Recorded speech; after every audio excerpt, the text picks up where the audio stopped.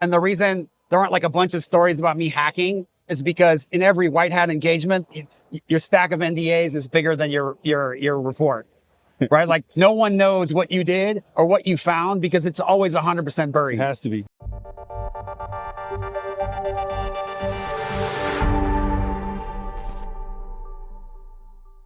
Everyone, my name is Frederick Manawa with Bitcoin.com.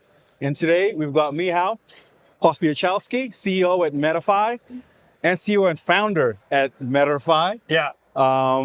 Co-founder.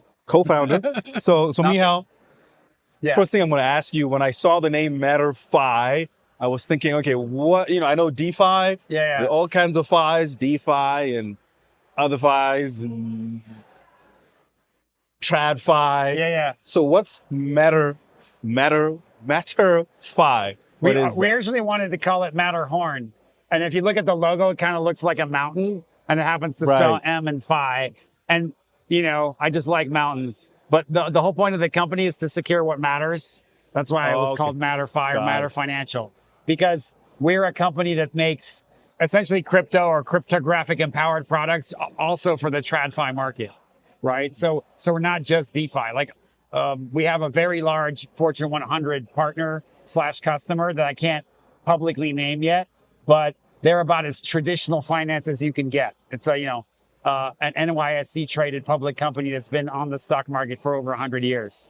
So that's kind of like the epitome of securing what matters. Like we're here to bring really advanced security and simplicity of use to the masses.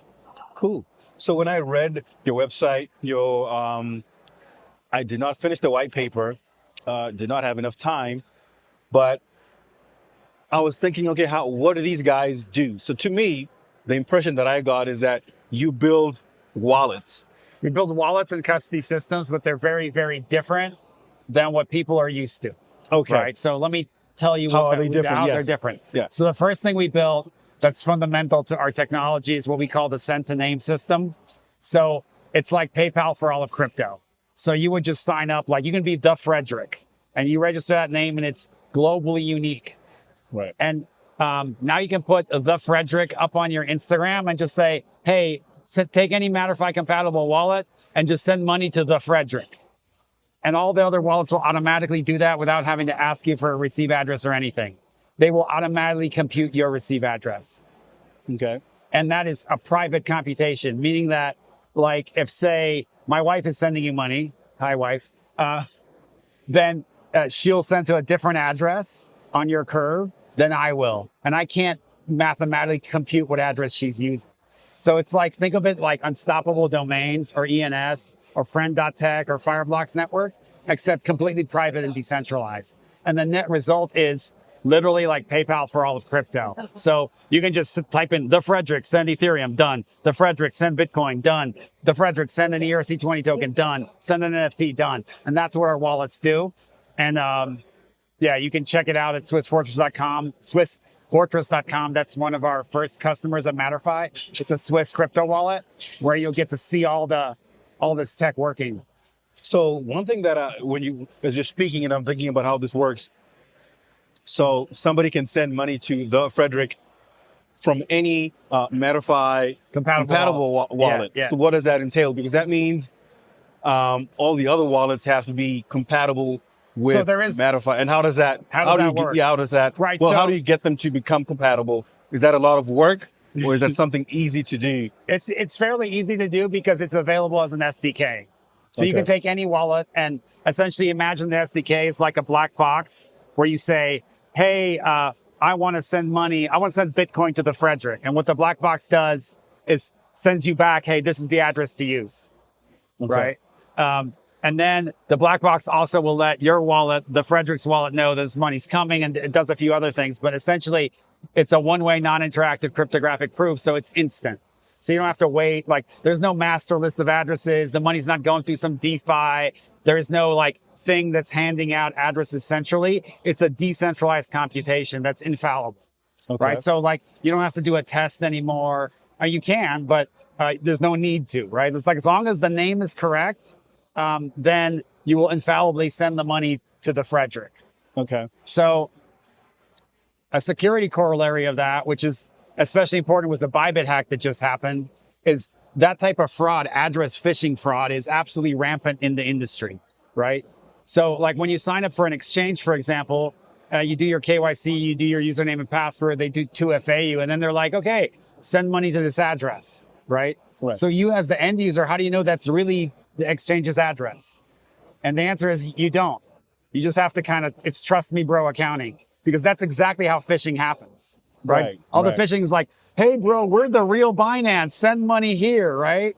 And that's how the social media attacks work, is because the endpoint is some hexadecimal number that you as an end user can't verify. So this is one of the things that we've solved in our tech stack, where now it's a human readable name, and it's private and decentralized. So you can just freely use it. No one knows how much money you received except you. And it's got a KYC, optional KYC proof on it. So you can have an even extra sort of identity layer on top of that. So it's, as far as I know, it's the world's only decentralized KYC identity system as well that works across all blockchains. And to make this happen, we don't have to modify any blockchains. It just completely happens in our client software.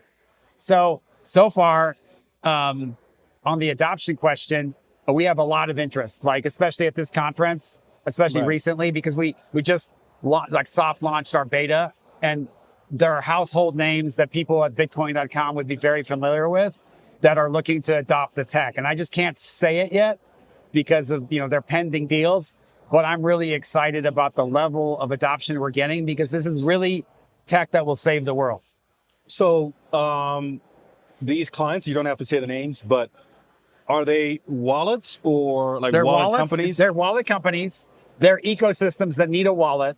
They're also custodians, like custodians that you're like custody providers that you're very, very used to. That all of a sudden they're like, wow, because the sent a name, one of the names can be a custodian, right? It can be like a Fireblocks, BitGo, Copper, you name it, endpoint, right? And so now the user can infallibly deposit money to the right place, because the wallet can have the cryptographic proof hard coded in it. So then it works like a web browser. Like you go to the wrong website, your web browser is like, alert, this is the wrong, this is not the website that it claims to be, because the SSL certificate doesn't match. So we have the same thing for decentralized crypto. So we have this unbeatable, infallible way to route the money in a way that's super simple for the end users, because all they have to do is check the spelling of something and look at like a certificate. Can you explain the Bybit hack? So you talked about that. Can you explain it? I know everyone's heard about it. It was a big hack, $1.46 billion. But it's, from a technical perspective, what actually happened, and how would that have changed if they were using MatterFi? That is an absolutely awesome question, because I've been a hacker for 35 years. Great. Here we go. I've been professionally and unprofessionally hacking both. So I know exactly what happened last week. And I know it in a level of detail that I think most people don't. I'm just going to impart that knowledge to you now, because I love it. I am super. They would love it. I'm super excited to explain exactly what happened, how it would have been prevented. So this goes back to the example I just gave you, where you have this random address problem. So there was two things that went wrong at Bybit. One is the random address problem. So to explain how the random address problem caused this cold wallet to be stolen, let me give you a little facts about how a custody works. So first of all, when you deposit funds to custody, it goes to essentially what we would call a hot custody wallet. So imagine this is a crypto wallet, except it doesn't work like your regular wallet. It usually has a hardware security module. And that hardware security module is basically a hardened hardware that's got the key to all the money. So all the money that this custodian is holding is controlled by this one key, right? Okay. And so this is like how Fireblocks, BitGo, how these things work.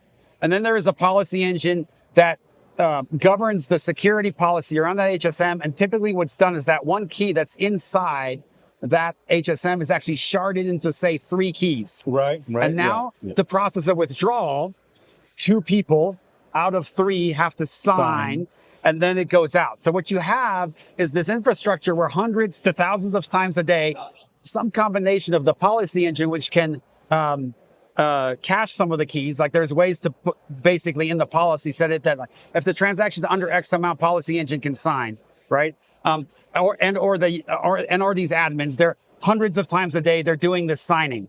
Now, what's wrong with that?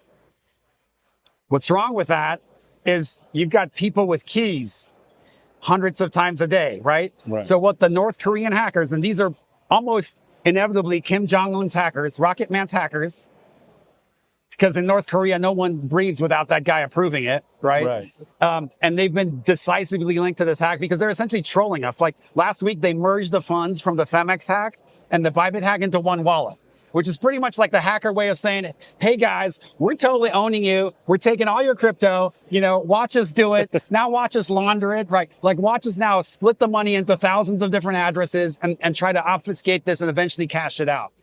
And these guys are extremely good at it. But the key vulnerability is the three guys, because all the hacks that the Lazarus group in North Korea have been doing this entire time is find the three guys and somehow get to them. Now, in Bybit, they did not get to the hot wallet. The hot wallet was fine. Now, why do you have a hot wallet and a cold wallet? Well, because to say if you had all the funds in the hot wallet and you've got these guys, processing withdrawals all day, maybe they have a change of heart one day, right? Maybe somebody hacks the policy engine. Maybe somebody hacks into the HSM and gets that single key. And now all of a sudden the money's gone and you don't know how it happened also, right? So a typical risk mitigation scenario for any large custodian or exchange is, okay, the money that we know we need today is in the hot wallet. The liquidity that has to exist is in the hot wallet. The rest we're going to put in a cold wallet, right? So what happened at Bybit is there was a cold wallet. And guess what? The cold wallet used this tech called Safe. It's a DeFi contract that allows multi-sig holding of assets, right? So essentially think of it as a multi-sig wallet. And of course, the three guys were there again, right?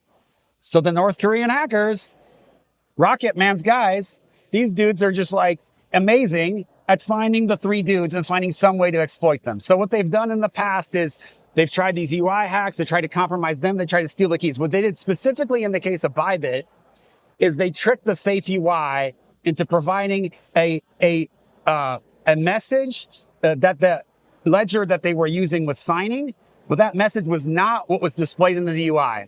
So in the UI for Safe on the web, when these guys were approving this transaction, it looked completely legit. Right. But what they were actually signing, so it looked legit on the UI. On the UI. On the UI, okay. But what the ledger was actually signing was not legit. Now, why did they not see that? Well, it's not they didn't see it because they're dumb or any of this. They didn't see it because the ledger does not understand that particular language, right? So right now, the way it works is you have to make the correct function call to the smart contract, and then you have to check all the hex to make sure it's actually doing the right thing. Now, how good are you at checking the hex on a ledger to make sure it's the right transaction? Not very good. Not very good. No one is. Yeah, not even a human. Not even Benny from Bybit is good at that, right? So in his mind, he does this probably 3 or 4 times a week where they're moving funds from the hot wallet to the cold wallet, vice versa, right? And they're just signing multi-sig as they should. And like they see the correct message in the UI and then they see basically to them, it's gobbledygook inside the ledger screen. So they're like, oh, this is fine. So they just signed it. But the second he signed it, a half hour later, and I watched the stream where he's explaining what happened, he was like, yeah, I didn't really look at the ledger because it was business as usual. And the ledger normally isn't display anything legible anyway in this particular case, right? So he's like, what is there to check? Like he would have had to been like extra careful to try to check this thing. But to him, it just looked, I've done this 200 times. It looked normal. So what was the problem? Well, the problem is that ledger did not say transfer money from hot wallet. This is its name. This is its KYC proof. Sorry, from cold wallet to the hot wallet. This is its name. By the way, 2 other people signed. These are their names, right? And the ledger didn't understand the cryptographic instrument, right? So it couldn't display the data. Okay, infallibly, this is what happens. So when you use the MatterFi technology, we do 2 things. One is a piece of tech from our custody system, which we call end-to-end crypto proofs, which basically take a cryptographic instrument and give it straight to the ledger. And that cryptographic instrument, even though it's essentially an off-chain transfer, in this case it was on-chain, but all right, they take that cryptographic instrument and now it signs it. And the only thing that could possibly go wrong is that it just doesn't happen. But the funds can't be stolen, right? So the instrument that our system provides to the ledger is essentially a super advanced clear sign that says transferring from wallet A to wallet B. This is the name, approve. Now, if the hackers were trying to do that attack that they did with our tech, what it would say is no cryptographic proof, invalid transaction, do not sign, something's wrong. Okay, so it wouldn't just say, because I was thinking that your tech would show the names of the wallets. If it was the correct transaction. But so and even if it wasn't the correct transaction, maybe it would show, hey, this is not the hot wallet, that it's not going to the hot wallet. No, what it would say is, I don't understand this transaction. Oh, okay. Because it wouldn't be one of the cryptographic instruments that we programmed it to do, right? Got it. So like imagine every endpoint in crypto, like, okay, Bitcoin and mining, right? The miner receives a transfer from user A to user B, and it just understands that. Right. And the miner is only going to get certain types of cryptographic instruments. And the ones it doesn't understand, it's just not going to process. Right. So imagine this ledger now has a cryptographic instrument for moving money from the cold wallet to the hot wallet. Right. And if it signs, that's the only possible thing that can happen. Right. Got it. Right? That's the thing that is missing. That is the only way to stop this. If you don't stop it this way, then the North Koreans are going to just keep doing this. It's going to be a risk every time that happens. Yeah, because they're going to keep finding. So this is why the guys at Safe actually disabled the ledger integration. Because they know what I know, which is that right now there is no cryptographic proof end-to-end between the Safe contract and the ledger. And to have it, what you have to have is you have to have an immutable, unspoofable, essentially immutable cryptographic proof that a human can understand, that infallibly does what the human wants, which is transfer money from cold wallet to hot wallet. Wow. That sounds wonderful. So my question is, why doesn't every exchange use that? Because exchanges are handling large amounts of money, like Bybit, Coinbase, like they authorize hundreds of millions, billions. Yeah. Between the hot and the cold wallets. Why aren't they using extra cryptographic proofs that, in this case, I would call them side chain or on chain, or it depends on the implementation. But imagine there's an extra cryptographic proof that gives the endpoint this miraculous property, where even no matter where the funds are, the only thing that could possibly go wrong is the transaction doesn't happen. Right. Yeah. But it can't ever be stolen. Right. So why isn't this the case? Because solving that problem is actually hard. That's what we solved at MatterFi.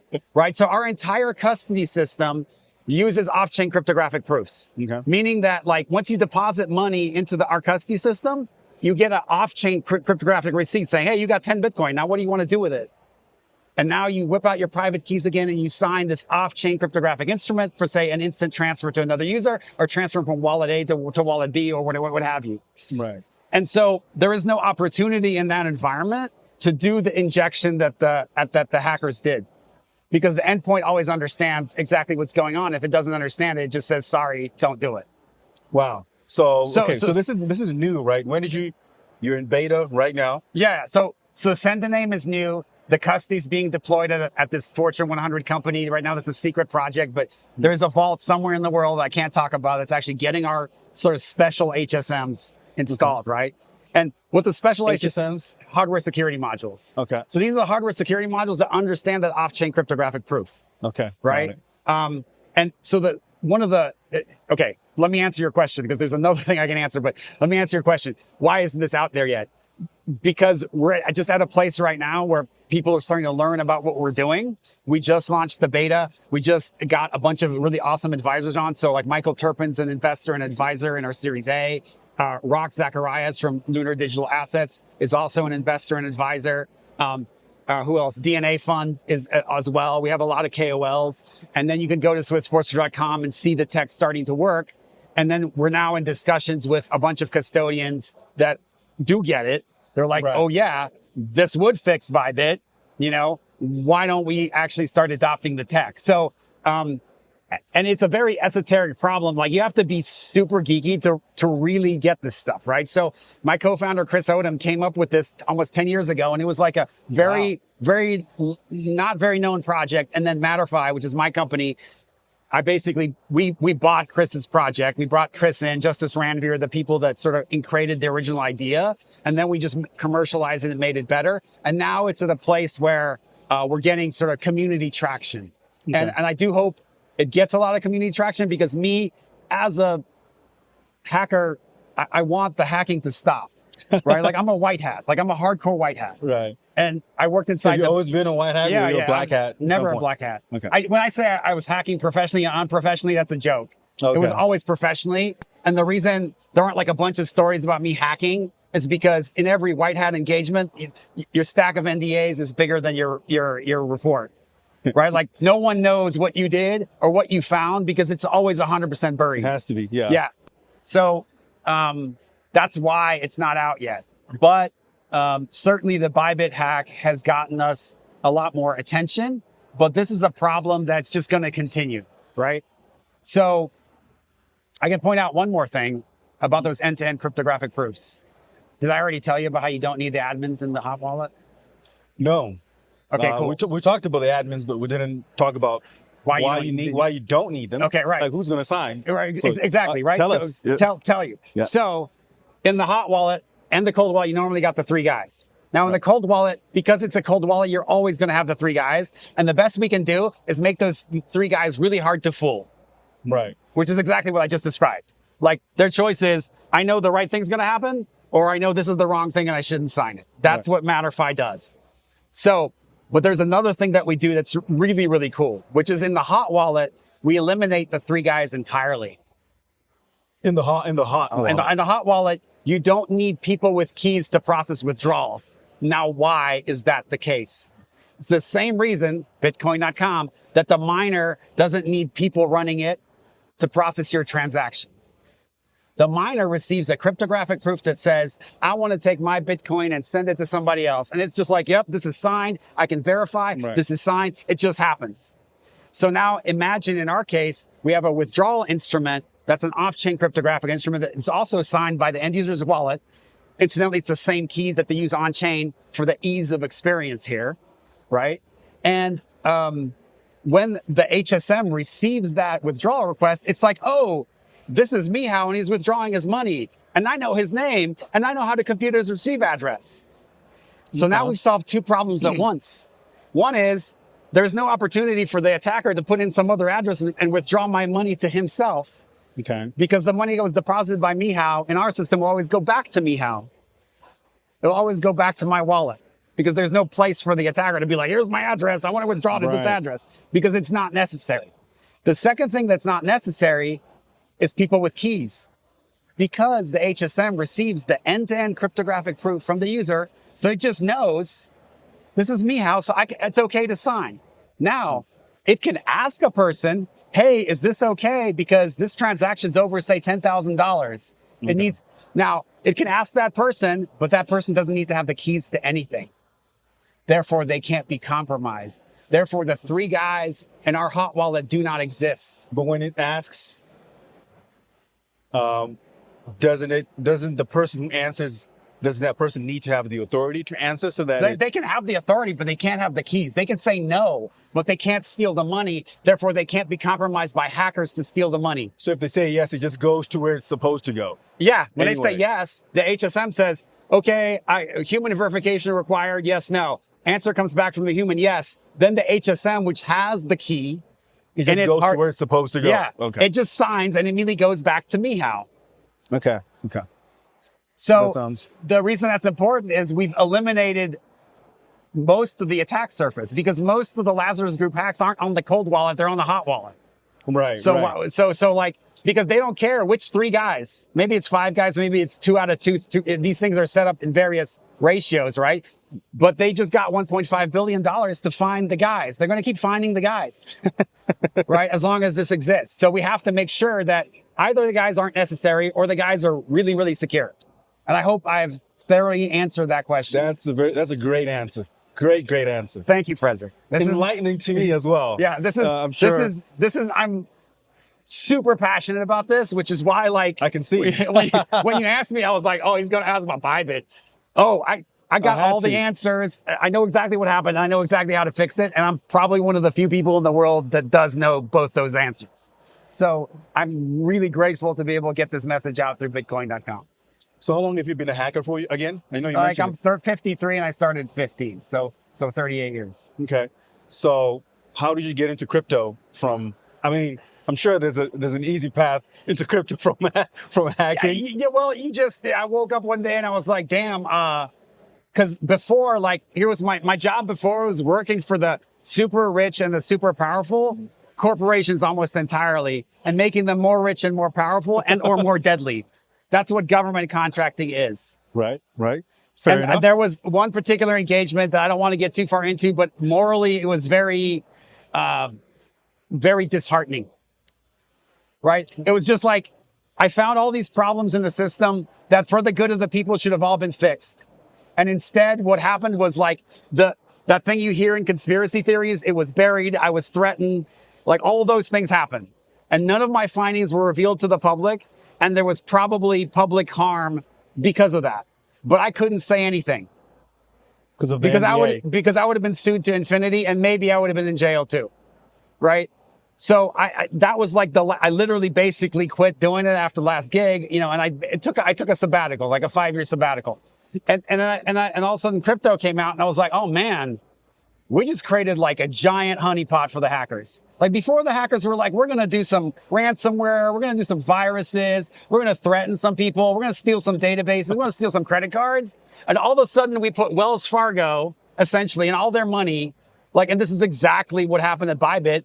We just put it in a place where if they do the right hack, they get all the cash. Money. Yeah, they get all the money. And there's no risk to them, really. It's like you rob a bank, you're going to get shot. You're going to end up in jail. You're probably going to leave some fingerprints. The cops will get you eventually, right? But as a hacker, you can rob way more with way less risk. So immediately when I was like, man, I can now really contribute to the space again. And in this space, because it's the end consumer being stolen from, and the entities are almost entirely good. I mean, I wouldn't say everybody in crypto is like a benevolent corporation, but they're trying to create value for the people. And because of the way the systems work, they can't really cheat, right? So huge opportunity to basically be a meaningful security guy again, and not a dude that's like basically making, say, casinos richer. And what do you see? So what do you see? So we talked about, great answer, by the way. I think it's a natural, for a hacker, it's just a natural progression. Yeah. There's so much hacking in crypto. Yeah. That you had to have seen it, and you have to have been curious about it. Yeah. And like, wow, this is crazy, because there have been other hacks before this. Interesting ones too. The DAO hack. Yeah. Are you familiar with that one? Which one? The original DAO hack. No, tell me about that one. Okay. So this was when Ethereum was still new. Okay. Right. And they didn't know what to do with the chain. Okay. Right. Bitcoin was humming along. Yeah. And Ethereum was like, we've got smart contracts, but what do we do with these smart contracts? And what are the use cases? One of the first use cases was setting up a DAO.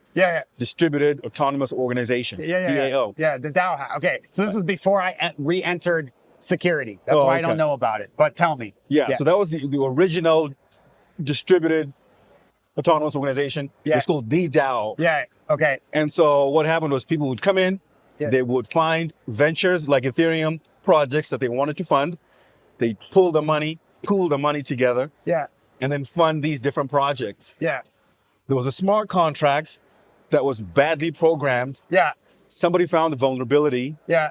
And they expanded they started to drain the funds, the wallet in the smart contract in real time. Yeah. So everybody could see it. Yeah. Nobody could do anything about it because it was a decentralized contract. Yeah. It was just running. And so the guy drained the wallet, $50 million at the time. Yeah. So now it's probably much more than that. Yeah. So that was the biggest hack in Ethereum. And it was the most consequential hack. Yeah. Because so much money was lost, they rolled back Ethereum. Yeah. Yeah. And I remember that. now. Yeah. Because there was discussion about Bybit doing the same thing with Ethereum Foundation, right? So they did refer to that attack, and now I'm putting 2 and 2 together. So that's one attack that we can't do anything about. If your custody system or your DAO contract is programmed badly, then we can't help. But in this case, there was nothing wrong with the contract at Safe. There was something wrong with they basically hijacked the developer machine and snuck in a new message for the ledger, right?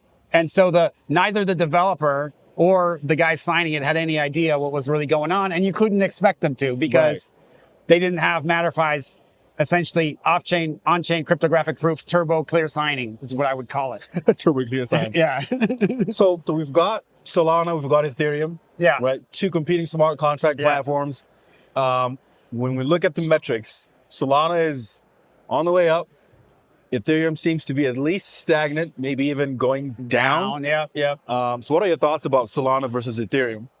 So Solana and Ethereum had sort of differing design philosophies, right? Ethereum and Ethereum Foundation and Vitalik decided a little while ago that basically the solution to speed on Ethereum is L2s. So all these L2s started popping along. Meanwhile, the Solana guys, they have a nifty hack, which is this proof of time, essentially, that let them have a single sequencer and these transactions just process really fast on custom hardware, and they have a specific group of nodes, and it's more centralized, but it go really fast. Right? So the users really like that because transactions are fast, transactions are cheap on Solana. So Solana got this huge community around memes, which unfortunately most of them end up to be scams and rug pulls, right? It's like Solana was kind of facilitating a cancer with its speed, right? Because now, the liquidity in the space is gone because of pump.fun and meme coins on Solana because so many rug pulls, right? So there was kind of like a business consequence that happened there, but that really has nothing to do with the Solana versus Ethereum thing. Now, what can Ethereum do to fight the Solana monster? Now, we're chain agnostic at MatterFi. We support all these things. We don't care whether it's Solana or Ethereum. We want to support everybody so everybody has a single name that works on both chains. You don't have to, there's not like a special name on Solana and a different name on Ethereum. Right. The Frederick would work equally well on both. That's kind of neat, actually. I hadn't thought about that. Yeah. So the Frederick would work on Bitcoin, Solana, Ethereum. It doesn't matter. Yeah, Polygon, Polkadot, Casper, ERC20. It doesn't matter. Okay. Like all we have to do to make it work is write an extra client. But the names don't. It's not like we support a new chain and everybody's got to register new names on that chain. That it's universally compatible across all chains. Got it. So back to Ethereum. So but Ethereum's answer is okay. These L2s are speed, and there just hasn't been one that's like super ultra crazy fast. But Megaeth is coming out. I'm a little familiar with that project. I've been on some podcasts with like Brad, who's one of the devs on that project, and I think it's got really good potential to beat Solana in terms of throughput. And then what you have is this kind of magic combination where you got all of Ethereum's purely decentralized stuff, which is arguably purer and better. And you've got, the speed of Megaeth. So we'll see how that goes. But I do think that Ethereum has solid answers. And also potentially Ethereum Foundation could start to speed up the Ethereum L1. Like there are things to do there. It's not like, a Solana is the only thing that can have proof of time, for example, right? So there are technical solutions that could theoretically be geeked out. Although right in this second, I don't know what they are or what Ethereum Foundation is going to do. Right. But I do think that the end result's going to be like, who's got more users? I think you might see in Ethereum like a big bounce and a retreat from Solana, right? Because I think from like an opinion point of view, Ethereum L2s are maybe better at managing scams, whereas Solana was like actively encouraging it, right? Because they make money. You make money off it. Whether the transactions going, people are losing money or gaining money, Solana's still making money because it's transactions, right? That's an interesting take. Yeah, so they make money whether people are buying and it's going up or people are dumping and it's going down. Like they still make their fees, right? So the consumer will decide. Because it's a decentralized economy, and ultimately the consumer and then even the business users on these systems will decide. But I don't see a ton of like enterprise adoption and Fortune 100 companies jumping over to Solana, right? That's interesting. Yeah. So I think Ethereum, because it's the granddaddy and it has the technical answers, may actually make a big comeback. There used to be like an enterprise version of ETH. I forget the name. It was like Enterprise ETH or something like that, but I'm not sure what happened to it.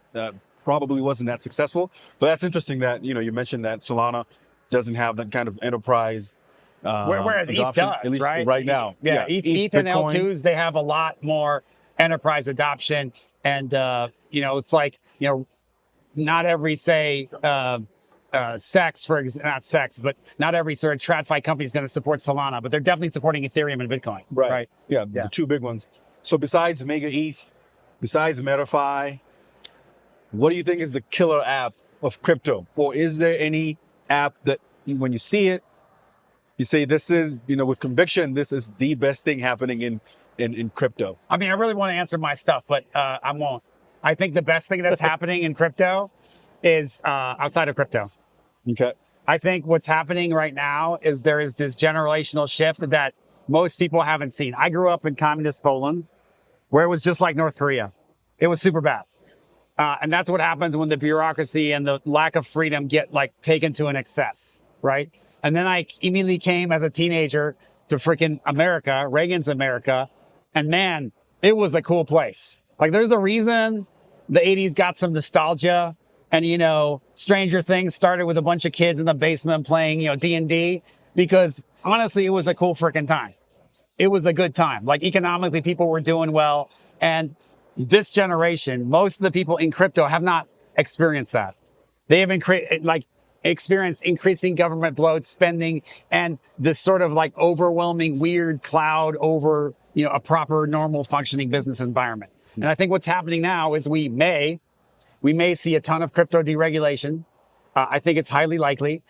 We're also probably going to see a way better economy despite the little things that are happening right now, the glitches from the last few days.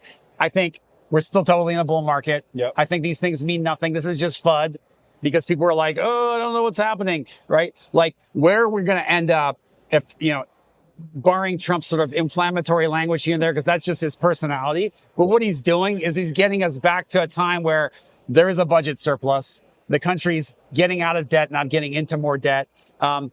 Wasteful spending is a thing of the past, right? Because it's man, we spend all this money, but living in America, you don't feel it. You're not wow, I'm getting all these amazing government services. Especially not if you go to a place like California where the effective tax rate is 54%, right? And you're what do I get for that? I get forest fires and riots, and that's why I moved out. I lived in San Francisco. I moved out. I lived there for 12 years, before I really got right back into crypto. Which part did you live in? I lived in LA, okay. and I lived in the nice part, and I lived in the hoodie part too. So I got to feel both sides of the coin. No.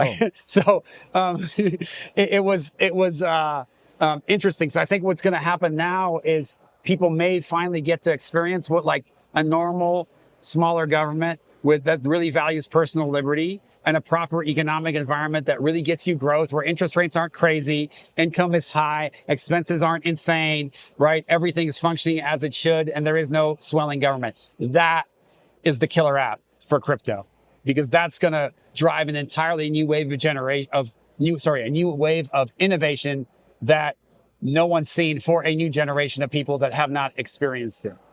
Yeah, I totally agree. I think, with less regulation or more favorable regulation, then, the crypto industry is less encumbered. Correct. And there's just more room to grow and more things to do and more ways to experiment. So totally agree with that. Yeah. Yeah. So Mehow, CEO of MatterFi, thank you for coming. Thanks, Bitcoin.com.